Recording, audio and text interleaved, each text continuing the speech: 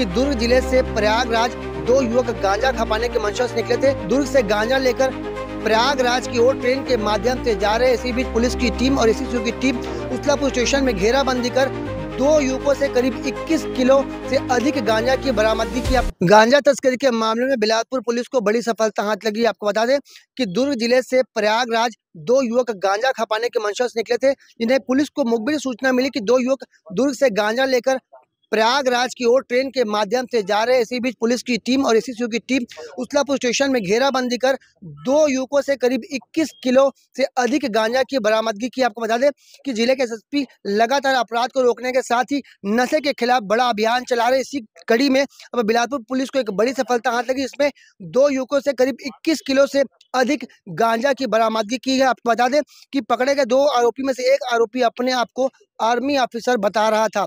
गांजा तस्करी के मामले में पकड़ाए गए दो युवक यूपी के रहने वाले बताए जा रहे हैं, जो दुर्ग जिले से गांजा खरीदकर यूपी में खपाने की मंशा से निकले थे, जिन्हें अब बिलासपुर पुलिस ने गिरफ्तार कर लिया। आपको बता दें कि जिले की सिविल लाइन पुलिस और एसीसीओ की टीम ने घेराबंदी कर इन दो युवकों को गिरफ्तार किया। हमने आपको बताया था कि ये जो दो युवक है उनमें से एक युवक अपने आप को आर्मी ऑफिसर बता रहा था, जिससे अब लगातार पूछताछ बिलासपुर पुलिस कर रही है। आपको बता दें इस घटना के बाद जिले के एडिशनल एसपी खुद मौके पर पहुंचकर आरोपियों से पूछताछ की। सिविल लाइन थाने में आरोपियों से पूछताछ की जा रही। यही वो थाना है जहां पे आरोपियों को पकड़ कर लाया गया था। आपको बता दें कि पकड़े गए दोनों आरोपी यूपी के रहने वाले बताए जा रहे हैं, जो दुर्ग जिले से गांजा तस्करी करने की मंशा से निकले थे, जिन्हें अब बिलासपुर पुलिस की टीम ने उन्हें उसलापुर स्टेशन से गिरफ्तार कर लिया है। बहरहाल पूरे मामले में अब आगे की जांच जारी है। पुलिस पूरे मामले में बड़ा खुलासा जल्द ही करने वाली है। कैमरामैन मोनू सिंह के साथ जिया खान, श्रीजी भास्कर।